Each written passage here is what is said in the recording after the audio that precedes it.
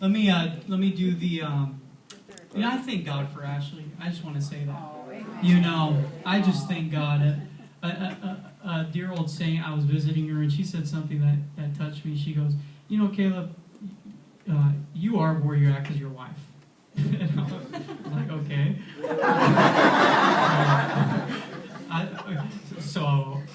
She said, without your wife, you would be nothing. And that's true. I think that's true. She said, I think to myself, without her, I'd be some barbarian. I mean, I'd probably be in a loincloth eating locusts and wild honey on the streets and fasting, 365 days out of the year and dead. But she brings such life and such balance to my life and such color. And really, I would be nothing without her in life and ministry. So, I just wanted to say that. I think we should take a break and issue kids.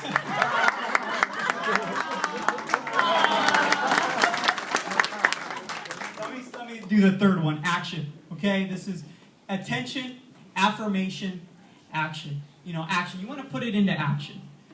So you want to facilitate action in your life. And this is just what Steve always talks about. Be doers of the word and not just hearers only. 10% of Jesus' teaching was teaching, or ministry was teaching. 90% was action. Okay, guys, I just taught you. Now let's go do it. And so, doing something like a marriage dance with your spouse and serving the saints in that way, okay, that's going to do more for your spouse and your marriage than listening to 100 sermons. So action. It's got to end in action. Anything you want to say about that?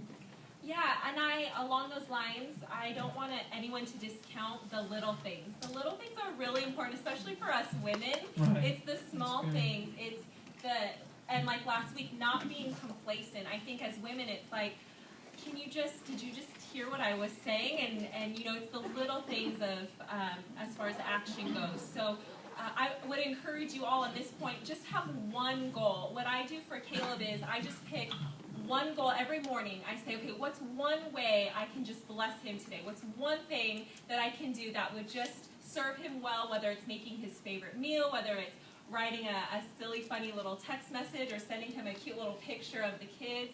Just one thing that would really brighten his day. And so that's what we do. The small things really are kind of the glue in our marriage. Because anyone can do the big anniversary once a year, right? Like it's just once a year. I can do that. But what about every day in between? That gets you to that once a year anniversary. So I want to encourage you, find something small that you can do, whether it's every day, once a week, every other day, whatever works for you and your spouse, and put that to action.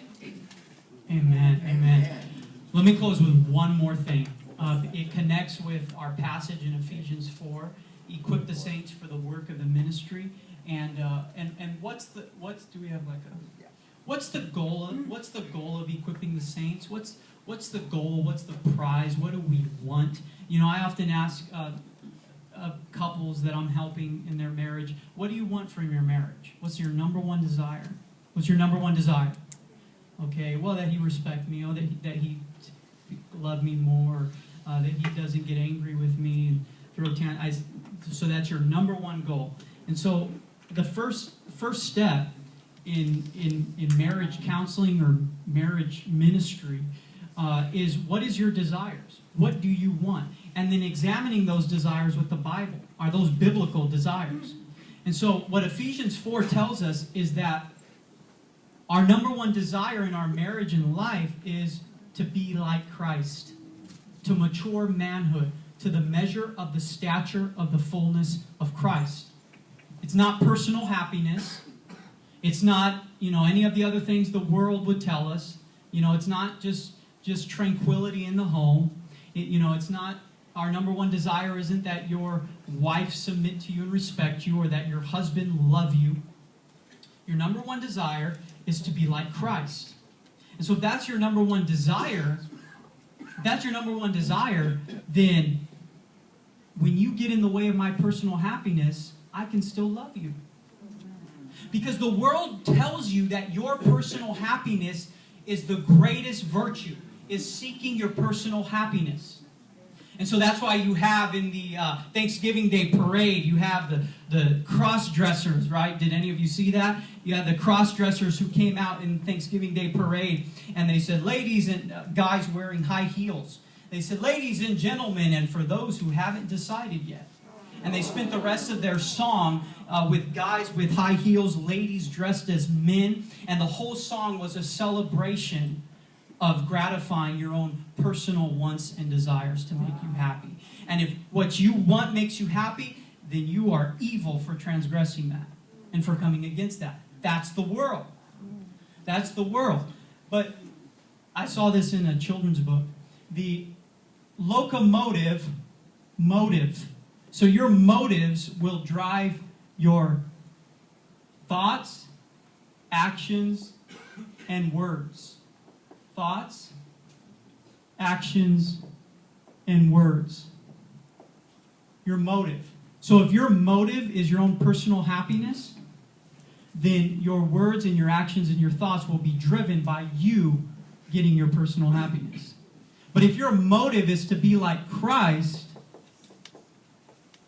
then this desire will drive your words, your actions, and your thoughts. Okay, so that is so key to keep in mind, and I won't even go into developing that. But that is just a good picture of how you direct your life. Behind every conflict in your marriage, behind every sin, behind every righteous act, is a motive. Behind every word is a motive. That's controlling that. That's the engine that's driving those words, those actions, and those thoughts. You say, man, we have conflict. We have these sin issues. We kids can't overcome them. First question you need to ask yourself, what do I want? Why do I keep saying these angry words, these angry things, these abusive things? What do I want? Because if it's to be like Christ, then these will reflect the fruit of the Spirit instead of the works of the flesh. Amen? Amen.